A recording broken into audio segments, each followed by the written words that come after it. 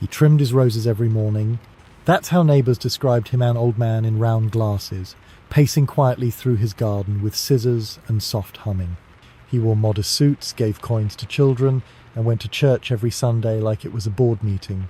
Nothing flashy, nothing loud, not what you'd expect from the richest man in America. But that's the story of John D. Rockefeller. A man who reshaped capitalism with the same steady hand he used to prune rose bushes, while others made their fortune with noise through war, through spectacle, through drama. Rockefeller built his with silence, with discipline, with math. He didn't inherit wealth. He didn't gamble. He calculated. He made oil flow like water, turned chaos into systems, and transformed a wild, dirty substance into the most important fuel on earth. And in doing so, he made himself richer than kings. This is the story of how a boy from a struggling farm town built an empire that powered the world, and why, even today, we're still trying to figure out whether he was a genius or something far more dangerous. So if you're into stories where capitalism isn't a concept, it's a person, stick around. Tap that like, hit subscribe, and settle in. Because the man who gave away $500 million first had to earn it 1 penny at a time. John Davison Rockefeller was born in July of 1839 in a small town called Richford, tucked deep in the forests of upstate New York. The house he grew up in was not grand, and his family name didn't open doors. If anything, it shut a few. His father, William Big Bill Rockefeller, was a man of many trades and even more aliases. Sometimes he sold cure, all snake oil as a travelling doctor. Other times he disappeared for weeks, only to return with mysterious cash and vague stories. He was a con man, a charmer, and most days absent. His motto was, "I cheat my boys every chance I get. I want to make 'em sharp." His mother, Eliza, couldn't have been more different. She was deeply religious, modest to the point of severity, and believed that cleanliness, thrift, and hard work were next to godliness. She raised her children in the shadows of a man who never stayed long enough to cast one. From a young age, John absorbed both worlds. From his father, he learned to watch people, to read a room, to negotiate.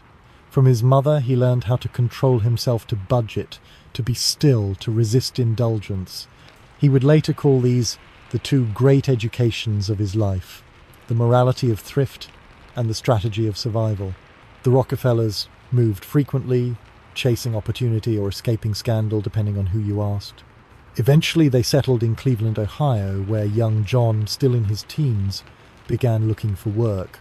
College was out of the question, there was no money, and besides, he wanted to get started. His first steady job was as an assistant bookkeeper at Hewitt Amp Tuttle, a small firm that bought and sold commodities. It wasn't glamorous. He didn't wear a suit. But from the very first day, John understood that numbers were power. He didn't just do the books, he studied them. He noticed patterns in markets, errors in entries, and opportunities others overlooked. He became obsessed with cost, how to cut it, how to track it, how to predict it. He once said, "I do not think that there is any other quality so essential to success as the quality of perseverance." But it wasn't just perseverance, it was precision. He was paid 50 cents a day. He tracked every penny. He gave a portion to his mother, saved a portion for the future, and tithed 10% to his church. The rest he logged meticulously in a black ledger with neat columns and quiet pride. That ledger was his first empire, and it taught him what money really was, not just income but information. As he climbed the ranks in the firm, he began to invest his own modest savings, not in risk, but in steadiness, in land, in transport, and eventually in oil. But oil was still chaos. In the early 1860s, the oil boom was exactly that, a wild frenzy. Men struck it rich overnight. Others lost everything just as fast. Towns like Titusville, Pennsylvania, were being overrun by speculators, drillers, and fortune seekers. Oil was filthy, volatile, and dangerous, but it was valuable, especially when refined into kerosene, which powered lamps across America. Most saw oil as gold. Rockefeller saw it as inefficiency waiting to be fixed. Where others saw gushers and glory, He saw waste, risk, and opportunity. He didn't want to dig the oil, he wanted to refine it, clean it, standardize it, sell it. He wasn't interested in being flashy or fast, he wanted control. And he knew exactly how to get it. But that comes later. For now, he was still a quiet young man in a quiet Cleveland office, bent over numbers that everyone else ignored. But if you watched closely, you could already see it beneath the calm surface, a mind building a machine. And that machine was about to be fueled by oil. When John D. Rockefeller looked at Cleveland, he didn't just see a city. He saw a logistics hubrail lines that reached the coasts, lake access to northern ports, and proximity to the Pennsylvania oil fields that had become America's newest obsession. It was the perfect place for a refinery. In 1863, just 4 years after finishing his first ledger job, Rockefeller made his move. Along with a business partner named Samuel Andrews, who brought technical expertise in oil refining, they launched a small refinery on the banks of the Cuyahoga River. They called their firm Andrews Clark Amp Co., and it started with modest goals: process crude oil into kerosene, sell it locally, and keep the books clean. The oil itself was unpredictable. Some batches were explosive, others were so thick they could barely move through a pipe. But the kerosene, that golden liquid that lit up American homes, was what Rockefeller cared about. The demand was growing by the day, cities were lighting up, lamps were replacing candles, and Rockefeller, with his tireless fixation on quality and cost control, saw not just a product but a future. While competitors celebrated every lucky shipment and new oil well, Rockefeller was quietly building a system. He inspected every step of the process. He demanded cleaner barrels, more accurate measurements, safer storage. He didn't tolerate close enough. He wanted exact. His goal wasn't to strike it rich, it was to create the most reliable refining business in the country. And soon he did. His kerosene was cleaner, it burned brighter, it was less likely to explode in a household lamp, which at the time was a real concern. Customers began to notice, railroads began to notice. More importantly, he noticed how chaotic the rest of the industry remained. It frustrated him. The oil industry, even as it expanded, was still disorganized. Wells would overproduce and collapse prices, transportation costs were unstable, refineries would appear and vanish like morning mist. It was a boomtown economy without any sense of order. To Rockefeller, this wasn't opportunity, it was inefficiency, and inefficiency to him was almost a moral failing. In 1865, he bought out his partners and took full control. The company was renamed Rockefeller Amp Andrews, and it was clear who was leading it. From there, he began to refine not just oil but the business itself. He introduced vertical integration before the term existed. He didn't want to rely on others for barrels, storage, or shipping. He wanted to own those too. He invested in warehouses, cooperages, tank cars, and delivery wagons. He built his own transport systems and even negotiated exclusive deals with railroads deals that gave him steep discounts in exchange for consistent volume. It wasn't illegal at the time, just aggressive. Some called it brilliance, others called it bullying, but the result was undeniable. By 1870, Rockefeller was refining more than 10% of all the kerosene produced in the United States. That number would double and then double again. Competitors couldn't keep up, their costs were too high, their waste was too great. Many of them simply gave up and sold their plants to him. He called his company Standard Oil, a name that promised reliability, cleanliness, and consistency. But the name carried another meaning too. Standard as in, this is the bar. Everyone else must rise to meet I to disappear. Rockefeller didn't raise his voice, he didn't make public threats, he didn't need to. When Standard Oil came to town with an offer, people took it. If they refused, they often found their suppliers drying up, their transport costs mysteriously rising, and their customers drifting away. This wasn't the Wild West version of capitalism, this was the quiet, suited, desk-bound version chess, not poker. And it worked. By the early 1870s, Standard Oil wasn't just a company, it was a force a machine fueled not just by oil, but by precision, strategy, and an almost religious belief in control. Rockefeller kept to his routine.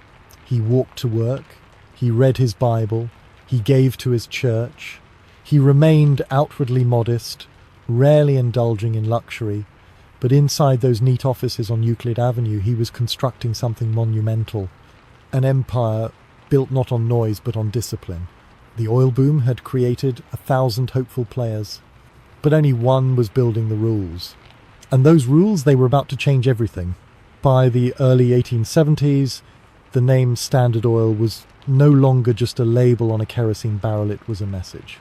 A promise to consumers that the product inside would be clean, consistent, and affordable. But behind that polished promise was a business strategy as sharp and cold as steel. John D. Rockefeller wasn't interested in chaos. He hated waste. He despised unpredictability. To him, the oil industry still in its adolescence was wild, clumsy, and built on ego. Drillers bragged about their strikes. Refiners boasted about volume. Speculators gambled on prices that could swing wildly with every rail disruption or Pennsylvania gusher. Rockefeller, however, brought no swagger. He brought silence, structure, and a level of obsession with efficiency that bordered on fanatical. His competitors often didn't even realize they were being outmaneuvered until it was too late. He scrutinized every detail of the operation, from how barrels were built to how much resin lined the inside. He ordered his workers to reuse scrap metal, to measure leakages, to improve the shapes of storage tanks and lids. A fraction of a cent saved on a barrel or a gallon multiplied into hundreds of thousands of dollars. While others tried to expand by drilling faster or selling more, Rockefeller expanded by wasting less. He understood that control wasn't just about owning the refinery, it was about managing everything connected to it. So he invested in every link of the supply chain. He built warehouses to store oil. He constructed pipelines to bypass the often unreliable railroads. He even bought the forests needed to make his own barrels. That way nothing was left to chance or to competitors. Most famously, he struck private deals with the major railroad companies.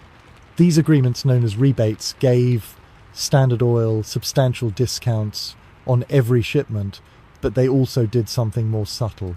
They granted Rockefeller access to information data on his competitors' shipments, volumes, and pricing. With that intelligence, he could predict market movements and respond before anyone else could even react. These tactics weren't illegal, not yet, but they were deeply unsettling to anyone who believed in open markets or fair competition. And Rockefeller didn't apologize. He believed in what he called survival of the most efficient.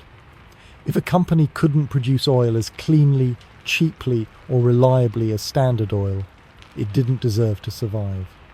In fact, he often argued that he was doing the industry a favour by absorbing weaker firms. He called it rationalising the business. His critics called it something else, monopoly. Throughout the 1870s and early 1880s, Rockefeller launched a wave of acquisitions. He didn't always crush his competitors often, he simply offered to buy them. His offers were low but stable. Take the deal and you might walk away comfortably. Refuse it and you could find yourself paying higher shipping costs, struggling to buy raw materials, and slowly bleeding money until bankruptcy forced your hand.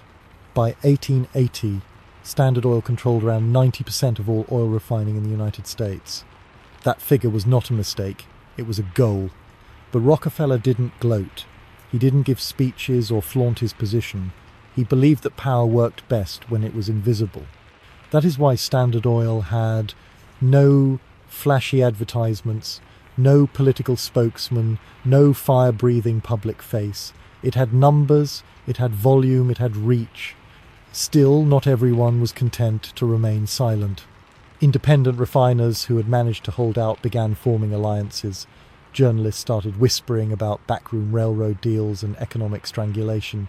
Politicians, especially those outside Standard sphere of influence, started using a new word, trust. That word would come to define the next chapter of Rockefeller's story. But for now, he remained firmly at the centre of an empire that he had built, not with charisma or violence, but with paperwork, patience, and an unrelenting devotion to precision. He still woke early, attended church, and clipped newspaper articles in the quiet of his study. To the outside world he appeared calm, almost ascetic. But inside the walls of Standard Oil, decisions were being made that would shape not only the industry but the entire American economy. It wasn't just oil anymore. It was infrastructure, it was transport, it was politics, it was power. And Rockefeller held it all in his steady hands that, while clean and gentle in public, had quietly squeezed most of his competition out of existence. By the early 1880s, John D. Rockefeller had achieved something few industrialists even dared to imagine near total control of a national commodity. Standard Oil was not just a dominant company, it was an extension of Rockefeller's mind, disciplined and vast, with pipelines for veins and ledgers for arteries. But with power came scrutiny, and with scrutiny came the need for concealment, structure, and legal innovation. The public was beginning to murmur, how could one man or one company own almost all of something as essential as fuel? Newspapers, still limited in their reach but growing in influence, began printing uneasy stories. Words like monopoly, conspiracy, and collusion started to appear in articles and speeches. Competitors that hadn't yet been acquired were now outnumbered and outmaneuvered, often reduced to bitter footnotes in a rapidly consolidating industry. Rockefeller, however, wasn't rattled. He saw this coming. As early as 1879, he began seeking ways to protect his empire, not just from market fluctuation or economic downturn, but from legal assault. The problem was simple. Standard Oil operated across multiple states, but laws governing corporations were still rooted in an older, more local era. A company could only be chartered in one state and technically couldn't hold assets in another. This posed a problem for a company that had tentacles in Pennsylvania, Ohio, New York, and beyond. The solution? A new kind of structure. In 1882, Rockefeller's lawyers devised something revolutionary: the Standard Oil Trust. It was elegant in its complexity. All of the various companies and assets under the Standard Oil umbrella, refineries, warehouses, pipelines, transport lines, would be controlled by a central board of trustees. These trustees, most of them close associates of Rockefeller, would effectively run the entire operation from behind a single, unified structure, while still presenting each division as its own independent company. To the public and to state regulators, it looked like Standard Oil had many arms. In reality, all the strings led back to one hand. The trust wasn't just a business model, it was a fortress. It allowed Rockefeller to maintain complete command while sidestepping the legal limitations that prevented corporations from expanding across state lines. It also made Standard Oil nearly impossible to dismantle, since no one part could operate meaningfully on its own. The structure became a template for future giants in steel, railroads, and tobacco. It also became the target of mounting anger. Critics argued that trusts like Rockefeller's were stifling competition, controlling prices, and manipulating the government. Small refiners who refused to sell found their rail access cut or their supply chains disrupted. Wholesalers were pressured to carry only Standard Oil products. Retailers knew better than to question where their kerosene came from. Still, Rockefeller kept quiet. He rarely gave interviews, he rarely raised his voice. When asked about his influence, he deflected with scripture and stoicism. "God gave me my money," he once said in answer, "that satisfied some and infuriated others." He was not a robber baron in the theatrical sense. There were no lavish parties, no palaces, no gold-plated carriages. But his power was no less complete. What made Standard Oil so effective was not just its size or scope, but its philosophy. Rockefeller didn't see business as a battlefield. He saw it as a system that rewarded order, punished inefficiency, and demanded submission from all who could not match his discipline. He didn't want to win arguments. He wanted to absorb them. When his critics shouted, he built quieter systems. But even the most sophisticated machine eventually attracts enough light to reveal its parts. In state after state, legal efforts began to mount. Ohio, where Standard Oil was originally chartered, launched investigations into its operations. Journalists probed into freight records and corporate ledgers. The word trust went from a technical term to a public villain. What had once been admired as genius was now questioned as tyranny. And Rockefeller, still hidden behind the paperwork, began to realize that the question was no longer whether Standard Oil worked. It clearly did. The question was whether it should be allowed to. That tension between industrial success and democratic concern would define the next era of Rockefeller's life. And it would bring into his orbit someone who understood the power of ink as clearly as he understood the power of oil. Because when Ida Tarbell picked up her pen, she wasn't just writing a story, she was starting a war. By the dawn of the 20th century, John D. Rockefeller was no longer just a businessman, he was an institution. Standard Oil had grown into a towering presence in the American economy, so tightly woven into the nation's infrastructure that imagining energy without it seemed almost foolish. Rockefeller himself, now in his 60s, had stepped further back from the daily grind. He devoted more time to prayer, philanthropy, and golf, while his lieutenants kept the machine running with mechanical precision. But in his absence from the public stage, a new voice was rising, calm, careful, and determined. Her name was Ida Minerva Tarbell, born in Pennsylvania to a family directly affected by Standard Oil's aggressive tactics. Ida Tarbell was not a crusader by nature. She didn't shout, didn't wave banners, and never called herself a journalist in the flashy sense of the word. She was a historian, a researcher, and most of all, a meticulous storyteller. And she had a long memory.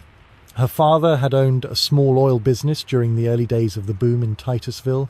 Like many others, he had been quietly forced out when Standard Oil's railroad deals began squeezing smaller operations into extinction. Tarbell grew up watching the rise of one man and the slow disappearance of many others. Years later, when she became a writer for McClure's magazine, she proposed a subject that most editors would have hesitated to touch. She wanted to investigate the Standard Oil Company. What followed was a masterclass in patience and precision. Over the course of 2 years, Tarbell conducted dozens of interviews, pored through endless public records, studied lawsuits, examined shipping manifests, and read every financial report she could get her hands on. Her tone was never emotional, never accusatory. She let the facts speak, and speak they did. In 1902, McClure's began publishing her serialized exposé under the title The History of the Standard Oil Company. It was not a hit piece.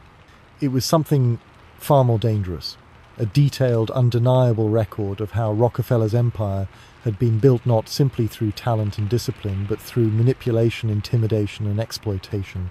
She described the secret rebates from railroads, the information-sharing schemes, the ways Standard used its size to undercut rivals, and the culture of quiet coercion that followed the company into every new town it entered. What disturbed readers most wasn't just what was happening, it was how smoothly it all worked. The series was a sensation. Middle-class Americans, already suspicious of growing corporate power, found in Tarbell's words the confirmation they needed. This wasn't business, this was control. And Rockefeller, the quiet man in the shadows, had become the face of that control. For the first time, his name wasn't just in financial papers or behind closed doors, it was in every home with a subscription. People read the articles at breakfast, they discussed them on street corners, they clipped paragraphs and mailed them to Congress. And Rockefeller? He didn't respond. Not publicly. Privately, he fumed. He referred to Tarbell as Miss Tarbarrel and questioned her motives, but he refused to engage directly. To acknowledge her would be to legitimize her. And so he said nothing, trusting that time and silence would protect him, just as it always had. But this time, silence wasn't enough. Tarbell's work helped spark a broader national movement. President Theodore Roosevelt, already wary of corporate consolidation, coined the term muckrakers to describe journalists like Tarbell who uncovered the dirt beneath polite society. Though he meant it as a critique, the label stuck, and it gave a name to a new kind of truth-teller. Public opinion began to shift. Trusts were no longer admired as symbols of progress. They were seen as threats to democracy. Rockefeller, once seen as a titan of industry, was now portrayed in editorial cartoons as an octopus's tentacles wrapped around Congress, the railroads, the press, and even the church. For a man who had spent his life avoiding drama, this was uncomfortable territory. But Ida Tarbell had done more than just write a story. She had changed the national mood. The people were ready, the politicians were listening, and the courts, they were preparing something far bigger than headlines.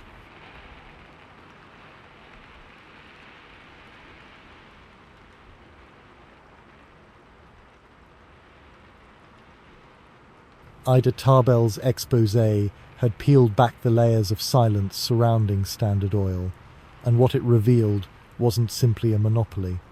It was a system, a corporate organism so well constructed that no one person, company or government could escape its influence. But the government was about to try. In 1910, the United States government filed suit against Standard Oil under the Sherman Antitrust Act, a law passed back in 1890 to curb the power of monopolies.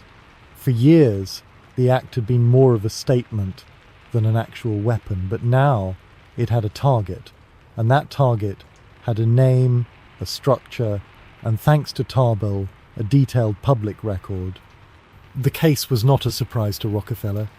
He had known for years that Standard's success had made it a political lightning rod.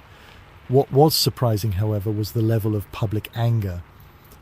Ordinary Americans, many of whom had never even seen a barrel of kerosene, were suddenly invested in the idea that no company should have this much control over the market or over their lives. And so began the most significant antitrust case in American history. The legal battle wasn't just about oil. It was about the very definition of capitalism. Could one company own nearly everything in an industry, provided it offered good prices and reliable products? Or did size itself become a danger too much power in too few hands, no matter how efficiently it was wielded? Standard Oil's lawyers argued that the company had improved the industry, lowered prices, and created stability in a chaotic market. And they weren't wrong. Under Rockefeller, kerosene had become cheaper and more accessible than ever. The company had streamlined production, built infrastructure, and helped light up cities across America. But the prosecution had something stronger than logic. They had fear. Fear of invisible control.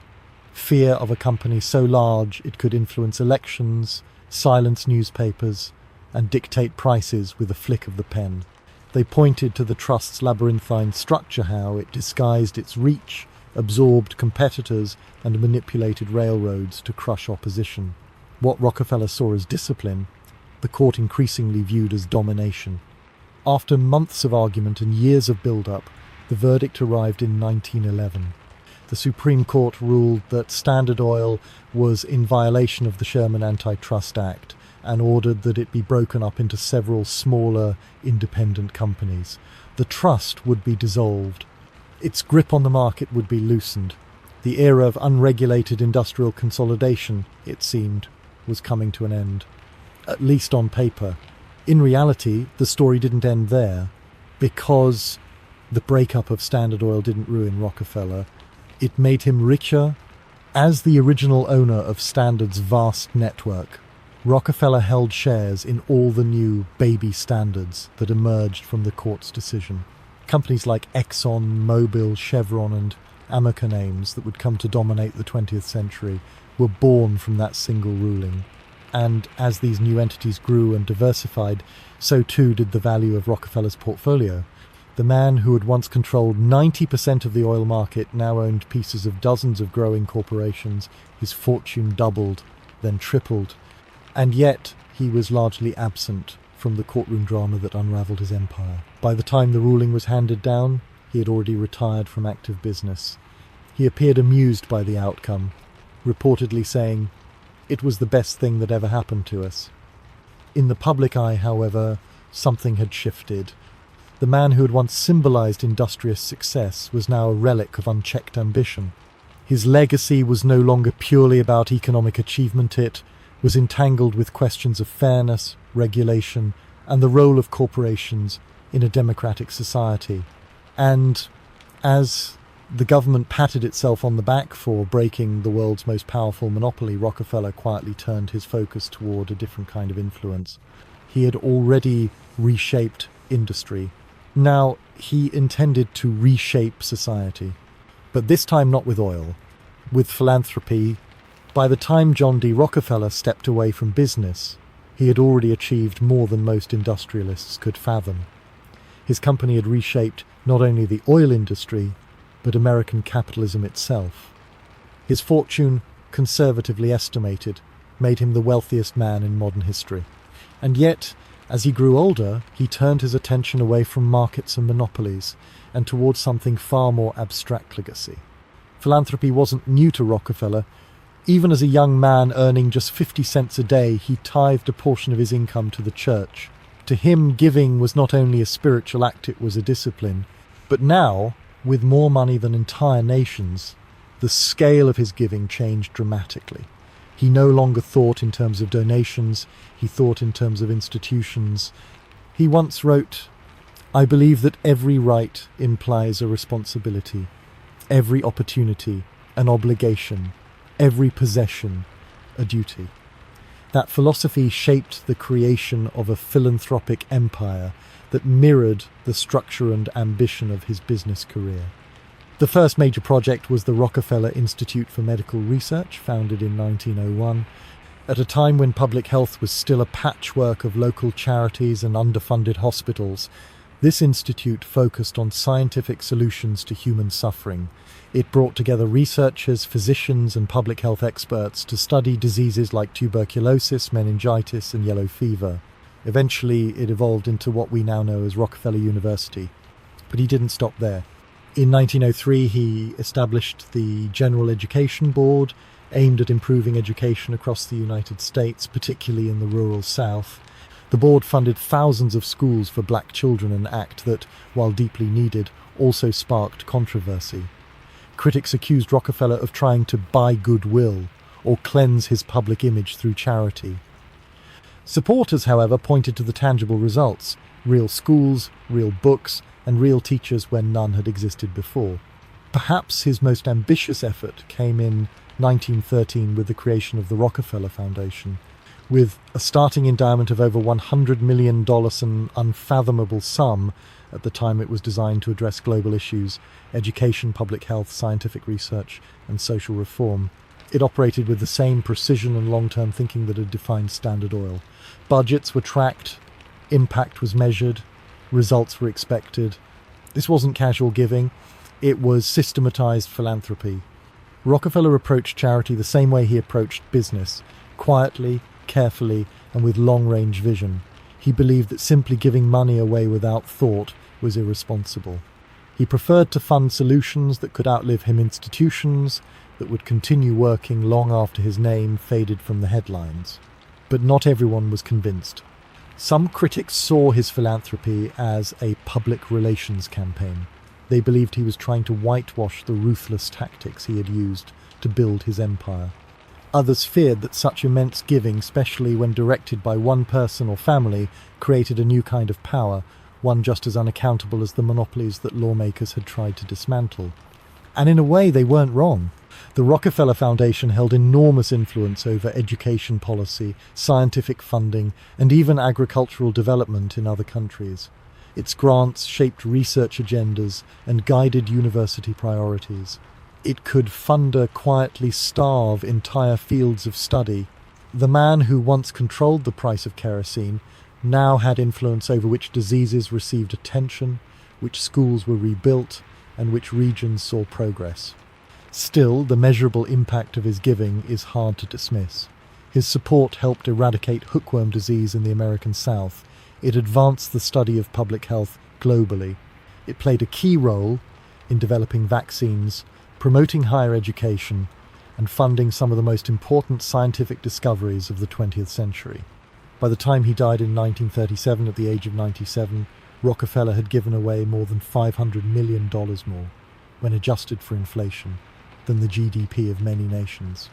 He had turned wealth into institutions, and those institutions into levers for social change.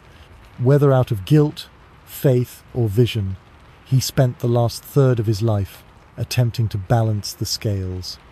And while his monopoly had been broken, his influence had only multiplied, because even when Rockefeller stopped seeking profit, he never stopped shaping the world. John D. Rockefeller died quietly on a May morning in 1937 at the age of 97. No sirens, no collapse of markets, no headlines shouting with alarm. He passed away in a modest home in Florida, far from the boardrooms and oil fields where his legend had first taken shape. By that time, he had become more myth than man, an icon of industry, charity, and contradiction. His funeral was simple, just as he had asked, but the echoes of his life were anything but. In the decades since, historians, economists, and ethicists have wrestled with the same question: what exactly did John D. Rockefeller leave behind? Some see a titan who dragged a chaotic young industry into maturity. They point to falling prices, expanding infrastructure, and a cleaner, more reliable product made accessible to ordinary families. Before Standard Oil, they say the oil industry was a mess. After it, there was order, supply, and consistency. Others remember something colder. They see a man who perfected the art of economic domination, who learned how to manipulate systems, corner markets, and crush dissent not with threats, but with math. A man who turned capitalism into a machine that could not be stopped, only copied. And many see both, because Rockefeller's genius wasn't in finding oil, it was in refining everything around it: transport, labour, packaging, pricing, even perception. He created a model of business so efficient and so complete that it became the template for modern corporations. Vertical integration, market control, quiet lobbying, strategic philanthropy, all of it decades before it became common practice. Today, we still live in the house Rockefeller helped build. His company may have been dismantled, but its children survived. Exxon, Chevron, Mobil, and others all descended from Standard Oil remained dominant players in global energy for more than a century. The legal structures he pioneered inspired everything from multinational conglomerates to modern venture capital firms. Even the pushback against corporate power, the regulatory frameworks we now take for granted, were shaped in opposition to the empire he created. His philanthropy too set precedent. He turned giving into a system-focused, data-driven, long-term. Universities, research hospitals and foundations now operate with a logic he helped design. He showed how money, properly aimed, could be more powerful than any speech, protest or law. And yet, for all the public debates about his methods and morality, Rockefeller himself remained something of a paradox. Here was a man who, in private, lived modestly, who carried pocket change for strangers, who read the Bible daily, taught Sunday school, and walked the same path to work for years without extravagance. But here too was a man who made business decisions that led to the collapse of hundreds of smaller firms, who secured secret deals to undercut rivals, and who maintained an empire that made competition nearly impossible. He believed deeply that he was serving a higher purpose, that his success was not only justified, but divinely sanctioned. God gave me my money, he said, and he meant it. To him, profit and providence were not at odds. They were partners. But even if you question the morality, you cannot deny the magnitude. Rockefeller didn't just make a fortune, he made a system. He showed the world how concentrated power could function, how it could be controlled, scaled, and turned into a legacy. And long after his name faded from product labels and newspaper headlines, his fingerprints remained on every ledger, every deal, every company that modelled itself on the quiet empire he built. That legacy is not neat. It is not easy to admire without caveat, but it is undeniable. Because every time we debate monopoly, or celebrate efficiency, or question whether billionaires should shape public life, we are revisiting the questions John D. Rockefeller left behind. And perhaps that is the most powerful legacy of all. Not just the wealth, not even the giving, but the fact that over a century later we are still trying to understand what he built and what it really cost. Before she was the Queen of Talk, before she owned her own network, before the magazine covers, The book club, the billion-dollar empire, there was just a little girl. A little girl on a dirt porch in Mississippi, clutching a dried corn cob like it was a golden microphone. She talked into it like someone was listening. No one was. There were no cameras, no audience, just chickens clucking in the yard and the buzz of summer heat. She was barefoot. The floor beneath her feet was more dust than wood. Her name was Oprah. And she was dreaming out loud. And that right there is where the story begins. Not on TV, not in Chicago, but in a world where black girls weren't supposed to be heard, where they were taught to stay small, stay quiet, and stay out of the way. But Oprah kept talking. Her journey from that front porch to becoming one of the most powerful women on the planet isn't a fairy tale. It's a fight against poverty, against abuse, against rejection, racism, shame, and most of all, silence. This story is about voice, not just Oprah's, yours too. So if you're tired of sugar-coated biographies and you want the real thing, the pain, the mistakes, the raw honesty, then you're in the right place. Smash that subscribe, give us a like, and settle in. Because the girl who once spoke into a corncob is about to speak to the world. Oprah Gail Winfrey was born in January of 1954 in a place that barely made the map, Kosciuszko, Mississippi. The kind of place where people grew up fast or didn't grow up at all. She was born to a teenage mother, Vanita Lee, and a father she wouldn't meet for years. Her first home wasn't a nursery with toys and lullabies. It was a wooden shack on her grandmother's farm with no electricity, no running water, and certainly no television, just oil lamps, buckets of well water, and those chickens scratching around the porch. Her grandmother, Hattie Mae, raised her in those early years, a strong woman with hands rough from labour and rules carved out of the Bible. Hattie Mae didn't play. She believed in discipline, chores, and scripture. And that's what Oprah got, along with the freedom to read anything she could get her little hands on. And oh, did she read? By the age of 3, Oprah was devouring the Bible like other kids devoured candy. By 4, she was quoting verses in church so well the congregation thought she was some kind of prodigy. People began calling her the preacher, because when little Oprah talked, people listened. But behind the performance was a child starved for stability.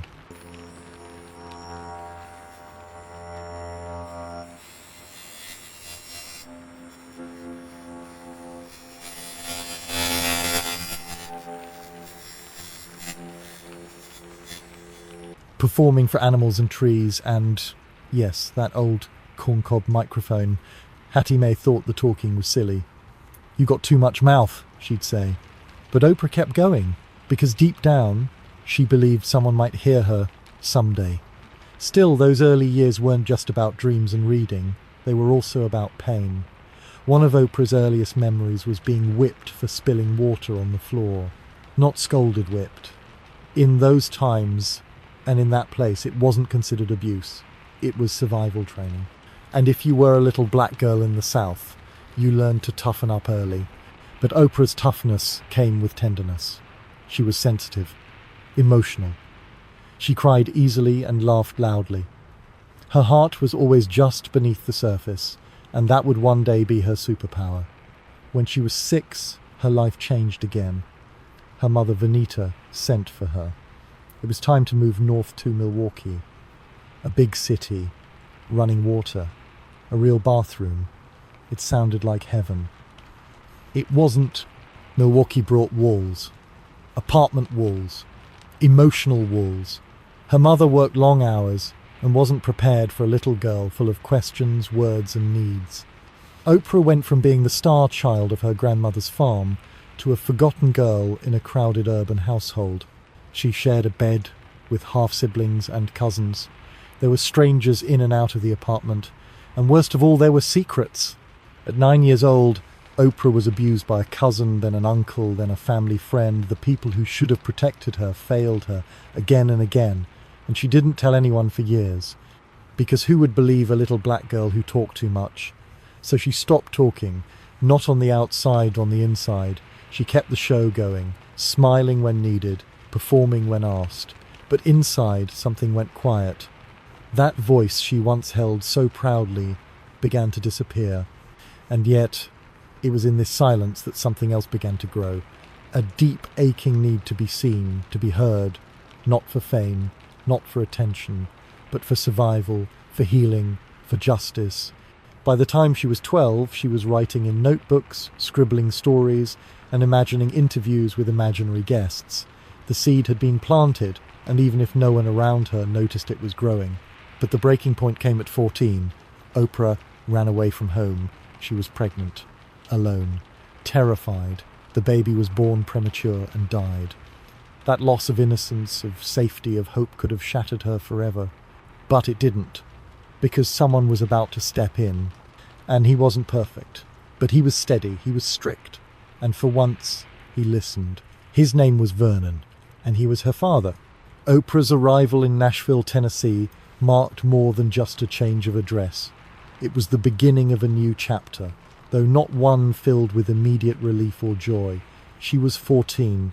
She had just buried a child no one had ever seen, the kind of grief that doesn't get a name, the kind people don't ask about. She moved in with her father, Vernon Winfrey, a man she barely knew. He had served in the military, ran a barber shop, and believed in the kind of discipline that came with structure, books, and expectation. Unlike her mother, Vernon wasn't distant. He was strict, almost harsh. But beneath the rules, there was something she hadn't felt in years stability.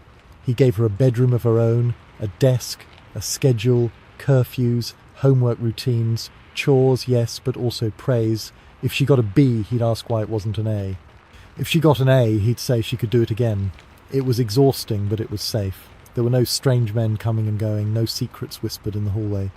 For the first time in years, Oprah exhaled. Vernon didn't allow idleness. Books were her entertainment, debates were encouraged, vocabulary was power, and Oprah soaked it all in like rain on dry land. Slowly, the voice that had gone quiet began to return not in song or play, but in thought. She read everything she could. Maya Angelou, Shakespeare, Richard Wright. She memorized speeches, argued politics at the dinner table, and watched the evening news with a critic's eye. At school she stood out. She wasn't the prettiest, she wasn't the most popular, but she was the girl who spoke like she had something to say. Teachers noticed. One of them encouraged her to enter a local speaking contest.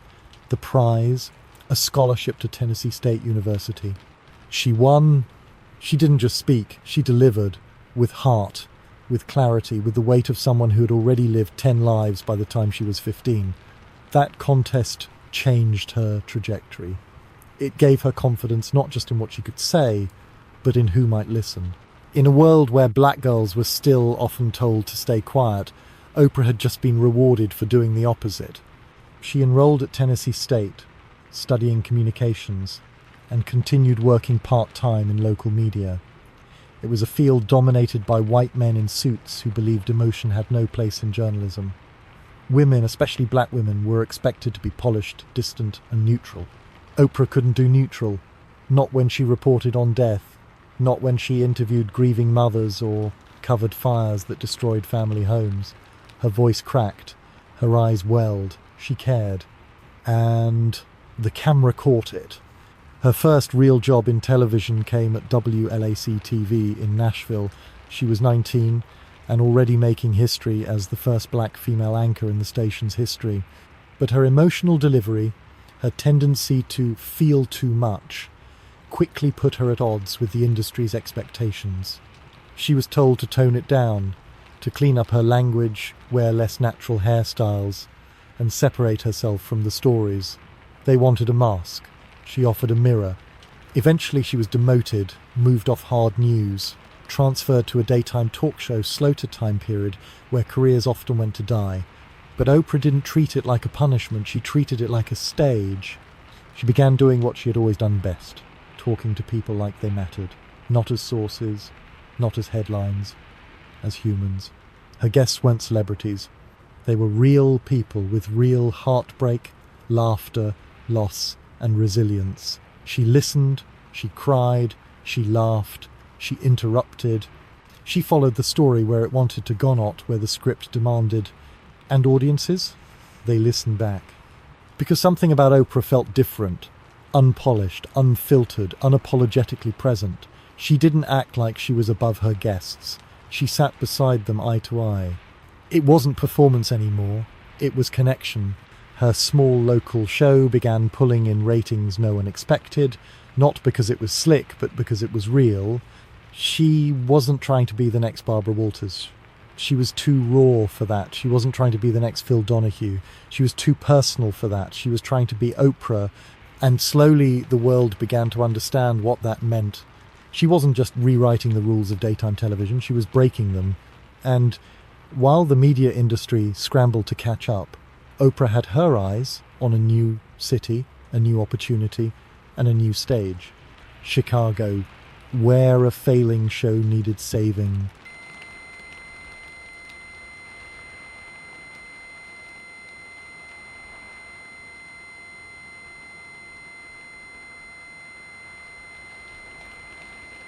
And yet, even with a few years of TV behind her, she was still far from famous. She was a local host with a loyal following in Baltimore, but nothing on a national scale. Chicago was different. It was a city with a brutal media landscape, competitive, unforgiving, home of WLS-TV's AM, Chicago morning talk show that had been floundering, losing to Phil Donahue in ratings, and on the brink of cancellation. Producers were desperate. They needed someone fresh, someone different, someone who could connect with people, someone who could save the show. They weren't sure Oprah was the answer. She didn't look like a traditional host. She didn't sound like one either. Her delivery was too natural, too emotional, too warm. She wasn't rehearsed, and she certainly didn't have that glossy TV smile that executives loved. But desperate times make room for bold choices. She got the job. On January 2nd, 1984, Oprah took her seat on AM Chicago. The format was familiar interviews, human interest stories, the occasional cooking segment. But the energy was new. The moment Oprah opened the show, it was clear something had changed. She didn't perform for the camera. She spoke through it, as if every viewer on the other side of the screen was sitting at her kitchen table. She laughed with her guests. She showed genuine concern. She asked unexpected questions, not for shock, but for depth, and viewers responded. Within weeks, the ratings started to climb. By spring, AM Chicago had not only caught up with Donahue, it had overtaken him. Oprah wasn't just connecting with an audience, she was inviting them in. There was one moment that defined the Turning Pointer show, featuring a man with terminal cancer who came on to talk about preparing his children for life without him. There were no celebrity gimmicks, no big surprises. Just one man's story. Oprah sat beside him, holding his hand as he cried. No script, no hurry, no fake smile, just presence. Millions of people watched. Many of them cried too. And just like that, Oprah stopped being a host. She became a companion. By 1986, the station executives made it official. AM Chicago would become the Oprah Winfrey Show. It was no longer just a morning show, it was an event, a cultural moment, a phenomenon, but with more eyes came more judgment. She was too loud, too emotional, too black, too heavy. Critics said she lacked polish, that she didn't know when to stop talking, that her show was too much about feelings and not enough about facts. But Oprah wasn't trying to meet the standard. She was redefining it. Her presence on television was unlike anything viewers had seen. She didn't mask her background. She brought it to the stage. She talked openly about her past, her weight, her traumas. She made herself vulnerable on air, in a world where vulnerability was often seen as weakness. And in doing so, she gave permission to everyone watching to do the same. She introduced therapy talk into mainstream media. Words like healing, boundaries, and childhood trauma became dinner table conversation across America. People didn't just watch her show, they felt it. It wasn't escapism, it was excavation. Oprah made daytime television about real life, and millions found comfort in the fact that they weren't alone. Behind the scenes, though, things weren't simple. Oprah was fighting to keep creative control. fighting to be taken seriously in boardrooms, fighting to be seen not just as a talk show host, but as a businesswoman, a producer, a force. And that fight was only beginning, but on screen, she was unstoppable. Celebrities wanted to be on her couch, authors prayed for her recommendation, viewers scheduled their lunch breaks around her airtime. She had transformed what it meant to be a host from being a presenter of content to being a channel for conversation. And all of it, every shift in tone, every deep dive into someone's story, every tear and pause came back to one thing. That voice, the one that had once spoken into a corncob on a dusty porch in Mississippi, now reached millions of homes around the world. It didn't shout, it didn't lecture, it simply invited you to listen. And more importantly, to speak. But while the show was soaring, Oprah was already thinking ahead. She had the audience. She had the influence. Now she wanted ownership. Long before Oprah became the symbol of composure and poise in front of a global audience, she had already learned that showing emotion on television came with consequences. Not praise, not empathy, consequences. Back when she first started in Nashville, fresh-faced and hopeful, her dream wasn't to become a talk show icon. It was to deliver the news. The serious news. The kind that people respected. The kind that earned Pulitzers and gravitas. She imagined herself at the anchor desk, steady and polished, voice even, eyes dry. But life, and especially television, doesn't always go according to plan. At WLAC-TV, where she was the youngest news anchor and the first black female to sit behind the desk, Oprah quickly learned that facts were expected to be delivered without feeling. And yet, when she covered stories involving tragedies of fires, lost children, broken familia, she couldn't stop herself from reacting. Her voice would waver, her eyes would fill. Once, while reporting on a mother whose child had died in a house fire, she choked up so visibly that the control room went silent. Producers were not impressed. They told her it was unprofessional, that a good journalist knew how to maintain distance. They suggested she toughen up, maybe develop thicker skin. One even implied that perhaps she was in the wrong business entirely. At the time, it felt like failure. She began to believe that maybe she wasn't built for the job. Maybe journalism required something she didn't havour worse, that her empathy was a flaw, not a strength. She tried to push it down. She tried to act like the anchors she saw on national broadcasts, the ones who never flinched. But the more she tried to be like them, the more she lost her spark. Eventually, after one too many emotional mishaps, the station reassigned her. They took her off the 6 o'clock news and placed her on a low-priority daytime chat program, the kind of show where you talked about bookshelves and recipes and interviewed local pet groomers. It was not a promotion. Everyone knew it. Some quietly assumed she would fade out of relevance altogether, but something unexpected happened. On that smaller stage, away from the pressure to perform objectivity, Oprah began to breathe again. She didn't have to pretend. She didn't have to fight her instincts. She could react to a guest's story the way any real person would, by nodding, by sighing, by asking follow-up questions that weren't on the cue cards. She could be human, and the audience responded. It wasn't instant, and it wasn't glamorous, but something real began to take shape. Oprah discovered that while she may not have been cut out for the traditional path of a news anchor, she was absolutely made for conversation. Not scripted interviews, not sound bites, real conversations, the kind that went beneath the surface.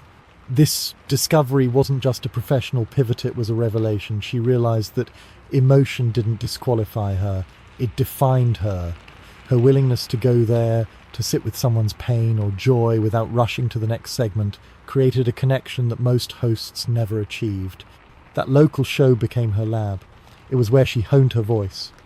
Not just in pitch or tone, but in purpose. She wasn't trying to be the next Cronkite or rather. She wasn't trying to read the headlines. She was trying to make sense of what they meant for real people. And in doing so, she began to attract viewers who were tired of the polished, distant format of traditional news. Viewers who wanted honesty. Oprah gave them that and more. She gave them herself. In hindsight, being too emotional on the news desk wasn't a failure. It was a redirection, a necessary detour that placed her exactly where she needed to be. And that seemingly small, insignificant daytime chat show, it was a dress rehearsal for what would become the Oprah Winfrey Show. She was no longer trying to fit into a mold. She was building a new one that didn't ask her to leave her tears at the door, one that valued feeling over polish, connection over control, and in a world that had told women, especially black women, to keep their emotions in check, Oprah's vulnerability became revolutionary. It was a quiet rebellion, but it echoed, and while other shows chased ratings with celebrity gossip and stage drama, Oprah leaned further into the real. She invited people to bring their whole selves, flaws, fears, and and in return, she gave them something rare. She listened, not to respond, not to judge, but to understand, and for millions of people who had never seen themselves on screen, that was everything. The show was growing, but Oprah was dreaming bigger, because owning the conversation was one thing, owning the show, that would change everything. By the mid-1980s, one man dominated daytime television. Phil Donahue, with his silver hair, fast-paced style, and roving microphone charm, was the king of the talk show world. His format was electric live audiences, big questions, bold topics, and for years, no one even came close to challenging his throne. Until Oprah Winfrey arrived in Chicago and changed the tempo. She didn't mimic him, she didn't compete by playing his game. Instead, she built something new, something slower, warmer, more reflective. While Donahue moved around his audience like a performer commanding a stage, Oprah sat still, centered, listening. And in that stillness, she created something rare. Trust. Her growing success in Chicago didn't go unnoticed. Local viewers were tuning in, not out of habit, but out of hunger. They weren't just watching for entertainment, they were watching because something in Oprah made them feel seen. She wasn't afraid to ask awkward questions or sit in silence when a guest began to cry. She made space for people in a way that most media had never dared to. Producers, advertisers, and executives began to pay attention. The numbers didn't lie. Ratings for AM Chicago soared. Phil Donahue, the unchallenged king, was no longer unchallenged. And so, in 1986, something bold happened. The show was renamed The Oprah Winfrey Show. It was more than a title change. It was a declaration. This wasn't just a program with a host, this was Oprah's world, and viewers were being invited in. But with her name above the marquee came new expectations and enormous pressure. Network heads assumed the show would now need to follow the standard formulas, book bigger celebrities, stir controversy, push conflict. Instead, Oprah doubled down on her instincts. She chose stories that weren't driven by fame, but by humanity. Segments featured addiction recovery, domestic violence survivors, women learning to forgive childhood trauma, men coming to terms with their emotions, and families navigating race, identity, and faith. It was raw, it was risky, and it worked. The ratings didn't just hold, they exploded. Within a single year of national syndication, The Oprah Winfrey Show reached more than 125 stations across the United States. By the following year, it was the #1 talk show in the country. Oprah wasn't just coming for Phil Donahue, she passed him, and she did it with compassion, not confrontation. What made her rise so extraordinary wasn't just the ratings, it was the response. Viewers wrote in by the tens of thousands. They shared their own stories, thanked her for giving voice to things they'd never dared to say aloud, and described watching her show as a daily act of healing. And it wasn't only women. Men tuned in too, some secretly, some proudly, because Oprah's style didn't shame. It invited. Her presence made vulnerability feel safe, even on national television. There was one particular episode that crystallized the cultural shift she had created. In it, Oprah invited guests who had overcome extraordinary childhood trauma, abuse, neglect, abandonment, and guided them through a conversation about forgiveness. No flash, no fanfare. Just people sitting in chairs, telling the truth. The silence in the room was so heavy that even the camera operators reportedly held their breath. No yelling, no commercials trying to sell shame, just truth. And it worked. That was the moment when people realized Oprah wasn't a talk show host in the traditional sense. She was something else, a kind of guide, a public mirror, someone willing to wade into the emotional depths that most media avoided, and to do so not as an expert but as a fellow traveller. She didn't pretend to have all the answers. She didn't present herself as a guru. She asked questions with the curiosity of someone who had lived pain and wanted to understand it, not diagnose it. That authenticity, more than anything else, became her brand. But behind the curtain, Oprah understood something even deeper. She knew that media, no matter how honest it appears, is still a business. The show was wildly successful, but she didn't own it. The creative direction, the revenue, even the future of the program, all of it was controlled by people who saw her as a personality, not a partner. And Oprah had no intention of being anyone's employee forever. She had climbed into the building, she had made it past the gates, but the keys, she wanted those too. It was time to do something almost unheard of. It was time to own the show. By the late 1980s, the Oprah Winfrey Show was not just a success, it was a cultural force. Millions tuned in every weekday to see Oprah do what she did best: connect, listen, respond. Viewers trusted her, not just because she was good at her job, but because she didn't seem like she was performing one. She sat on that stage and made the world feel personal. But even as her public image soared, Oprah understood something about the system she was operating within. The cameras, the studios, the distribution, the advertising dollars, they were controlled by other people, people who appreciated her talent but still owned the table she sat at. And Oprah had no interest in being the most celebrated guest at someone else's banquet. She wanted to own the room. In 1988, while her competitors focused on booking the next big celebrity or staging the next loud audience debate, Oprah made a quieter but far more radical move. She formed Harpo Productions Oprah, spelled backward. It was more than clever branding. It was an act of ownership, a declaration that she was no longer just the face of a show. She would now be its producer, its boss, its visionary. This move changed the industry. Very few talk show hosts, let alone black women, had ever taken such a leap.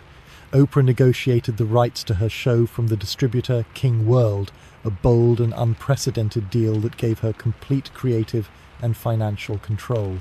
In essence, she became both the talent and the network. She called the shots, approved the guests, structured the segments, and directed the tone of the conversations. And the revenue? It flowed through her company. The financial results were staggering. Within just a few years, Oprah went from being one of the highest paid women on television to becoming the highest paid person in daytime history. By the early 90s, she was not just a millionaire, she was on her way to becoming a billionaire. But for Oprah, it was never only about the money. Ownership was about freedom. Freedom to ask the hard questions. Freedom to tackle taboo subjects. Freedom to feature the voices that traditional networks ignored: survivors, working mothers, incarcerated youth, spiritual seekers, everyday people with extraordinary stories. She no longer had to filter her choices through boardroom approval. She created the kind of show she believed the world needed. And viewers noticed there was a maturity in her programming that began to emerge. Episodes started digging deeper into issues like sexual abuse, racism, poverty, mental health, and forgiveness. Her own past became part of the conversation, not as sensational content, but as an offering and invitation for others to tell the truth about theirs. And when Oprah spoke, she did so without shame. She admitted to struggling with her weight on air, not as a side note, but as a full discussion. She rolled a red wagon filled with 67 pounds of fat across the stage a moment that would later draw criticism, but at the time felt bold and transparent. She never pretended to be above the issues her audience faced. She was in many ways walking through them alongside them. At the same time, she was expanding her media empire. Under the Harpo umbrella, she launched film and television projects, including her deeply personal work on The Color Purple, where she earned an Academy Award nomination for Best Supporting Actress. Her production company began developing original content, often spotlighting black stories, women's stories, and stories of transformation. By the mid-90s, Oprah Winfrey was no longer just a media figure. She was a movement. She had changed the way daytime television worked. She had rewritten the rules about what women, especially black women, could achieve in the entertainment industry. And perhaps most radically of all, she had turned emotional truth into a form of power.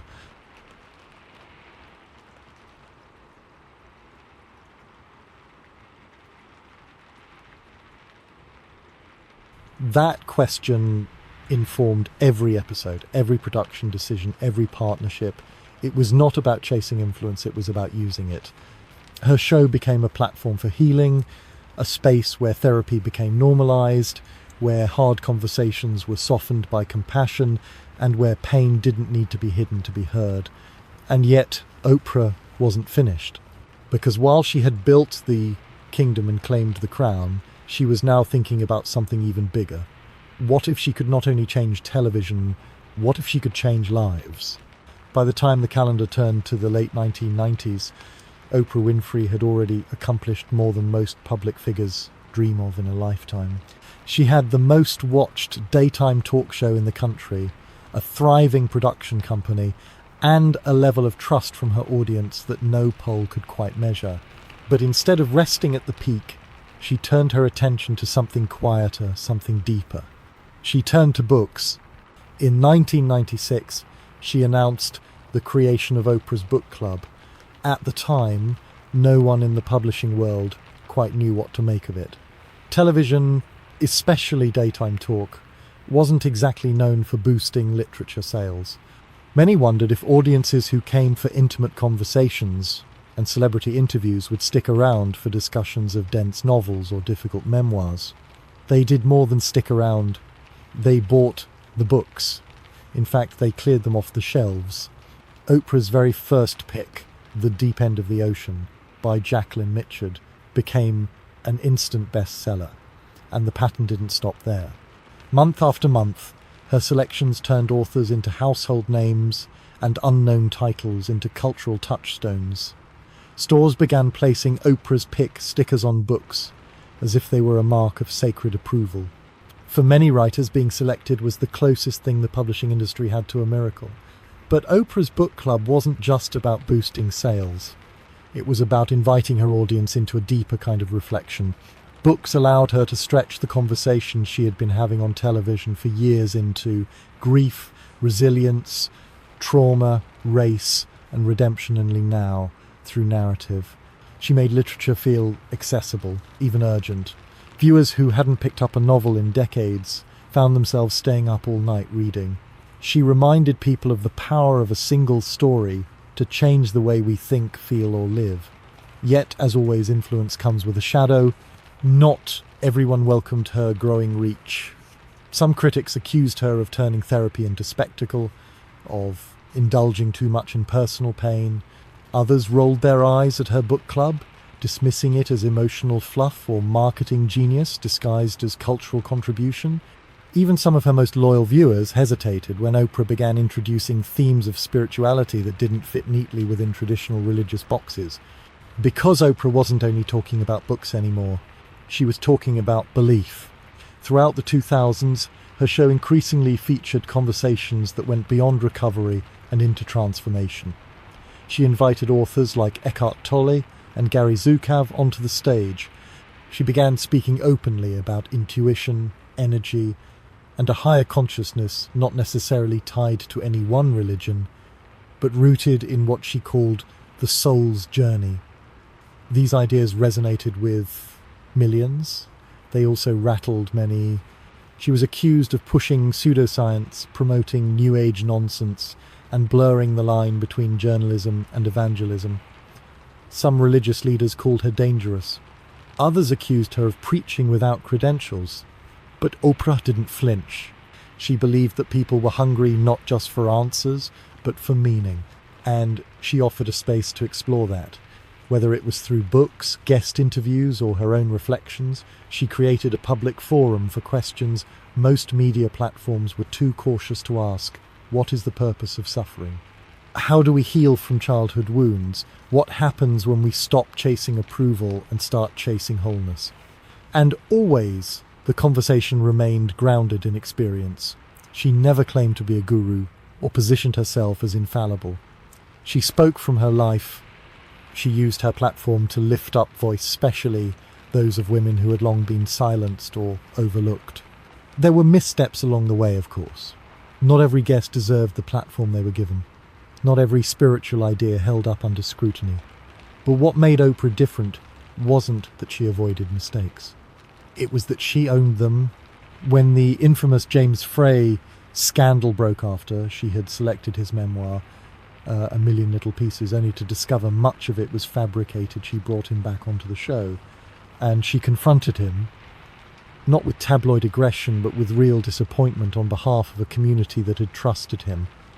It was one of the first public reckonings of truth in a media era that would soon be flooded with misinformation. That moment sealed something.